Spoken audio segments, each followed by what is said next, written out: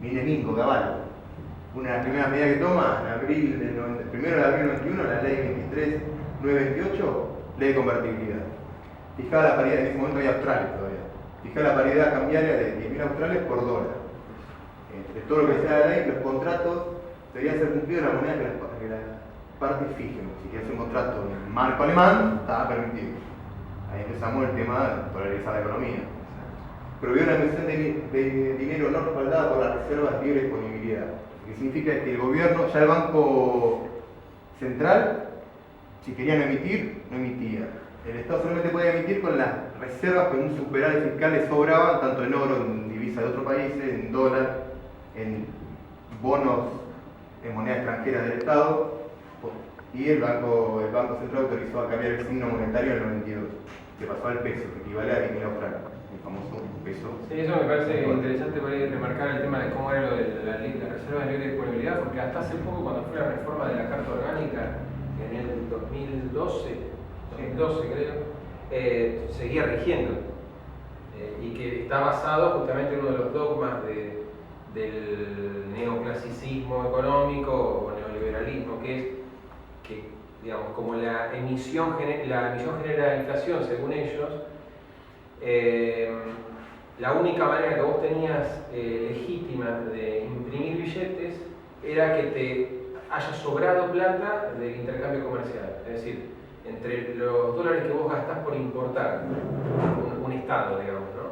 Y los dólares que recibe de lo que exporta, si a vos te sobraban dólares porque exportaste más de lo que importaste, bueno, ese sobrante lo podés usar para, digamos, cambiarlo por billetes, o, digamos, para que respalden esos billetes. ¿Ahí no fue el tema con regalado? ¿O se encerró en el Banco Central? Bueno, el tema es que en realidad, eso no me quiero meter, pero hay muchas maneras de medir cuál es la cantidad de billetes que pueden circular sin que necesariamente genere inflación. Porque un país también cuando crece en su cantidad de habitantes, cuando crece, digamos, en su comercio interno, digamos, de su riqueza, la riqueza es la que también respalda los billetes. El mejor ejemplo es Estados Unidos.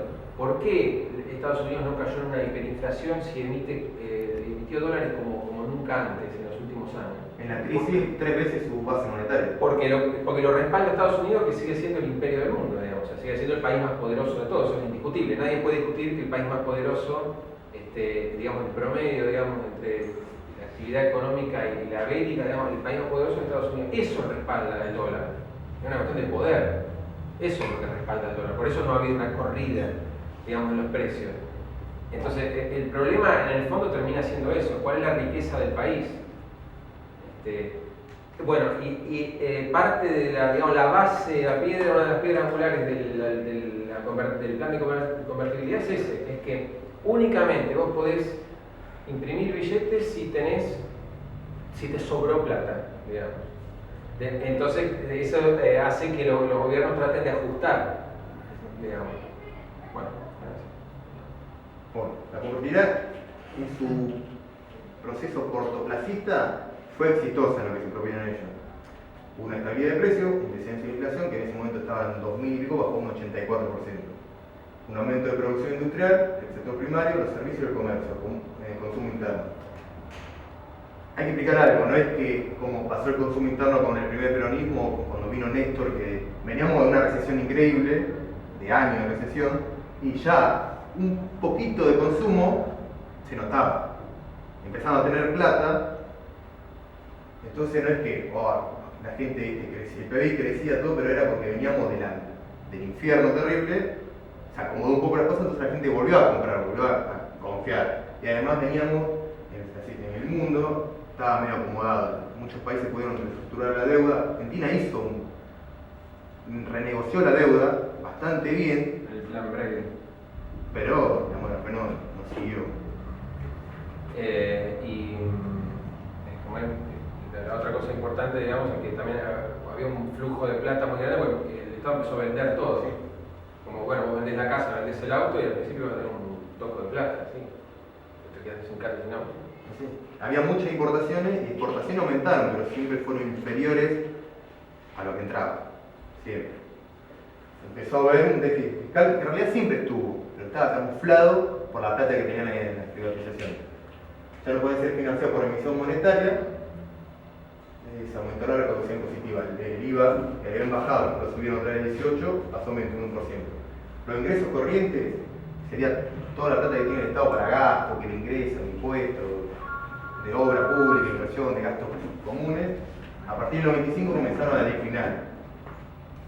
En la medida que las privatizaciones se completaban, ya le estaba quedando poca cosa para vender, ya su chistecito se estaba recorte de sueldo, gasto e inversión pública. Uno de los problemas que empezaron a tener cuando privatizaron, apareció una vez en JP, la seguridad social empezó a quedar vacía, porque todo se pasaba al sector privado. ¿Cómo andamos? El importante crecimiento del desempleo, que durante toda la década menemista siempre hubo desempleo. Acá lo que explica bien Rapaport, que en esta época se manejaba lo que se llamaba la teoría del derrame. Imaginemos en una copa, las copas son los ricos, digamos, los empresarios, decían que ellos iban a llenarse de ganancias, cuando se llenen iban a derramar hacia abajo. Parece que no tiene fin la copa del lobo, porque nunca derramaron, al contrario, se la llevan. Entonces, es decir, crecía el PBI, había consumo interno, pero el desempleo nunca dejó de crecer en la época menemista. Y además, aunque hayan querido achicar el gasto, tuvieron que poner mucho gasto en subsidio de desocupados. Llegaban, creo que el 99, un 53% de pobreza, 24% de desempleo. Sí, igual otra cosa que en realidad, si uno ve el PBI cómo creció en esa década del 90, tuvo un crecimiento en los primeros años y después se acható. O sea, después cuando se les terminó el cuentito de las privatizaciones, claro, ahí se notó claramente, ahí ya el PBI dejó de crecer, bueno, crecía 1.2, pero nada más. Bueno, hasta el 93, gracias a las privatizaciones, llegó con un superávit fiscal medio camuflado, pero se llegó. A partir del 94, los déficits crecían en relación directa al incremento de pago de la deuda. Mucho interés en la deuda se pagaban con el dinero de las privatizaciones, o se canjeaba, más o menos así. Al no poder emitir dinero, el déficit impulsó la toma de nuevos créditos, con intereses mayores, un círculo vicioso. ¿Cómo hago para pagar esa deuda? Pido deuda, pago. ¿Y cómo hago para pagar esta? Pido deuda. Y así, un círculo. El rollover. Hace poco Cristina en un discurso explicó lo que era el rollover, qué es eso.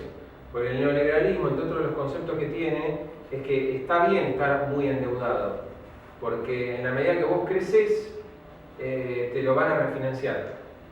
Entonces, la idea del neoliberalismo es que está bien estar endeudado mucho, porque siempre lo podés ir pateando, porque vos estás respaldándolo con el crecimiento y vos creces con la plata que te dan. Entonces, digamos, el cuento es ese, que vos podés seguir y podés crecer haciendo ese rollover eternamente. Bueno, a finales de la década, la deuda estaba ya demasiado elevada, pero el Estado ya no tenía nada para vender, ya estaba. Al final de la década, 99, ya poquito del 2001. 91, 84. El 92 un 17, como empezó a bajar ya con la convertibilidad del partido 91. El 93 un 7,4. El 94 un 3,9. El 95 un 1,6. El 96 0,1. Ya hay deflación prácticamente. El 97 0,3. El 98 0,7. El 99 menos 1,1. El 2009, el 2000 menos 0,9. 2001 menos 1,1. Y el 2002 con el 25%. Ese es el cuentito que algunos corren, en los 90 no había inflación, no había mercado interno, no había industria, había desempleo, indigencia y pobreza. ¿Y por qué se produce eso de que se llega a la deflación? Porque se genera recesión en el mercado interno. Es decir, si vos tenés mucha desocupación, no te compran.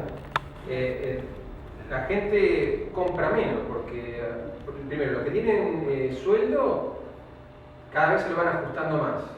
Ahí empiezan a hacer la precarización laboral, la flexibilización laboral famosa con la ley Banelco. Bueno, sí, hubo varias flexibilizaciones en realidad, pero la gente cobra menos y no se anima, se queda en el molde porque si no te echan, vos veías las colas de desocupados. Entonces la gente gasta menos. Como gasta menos, los precios bajan.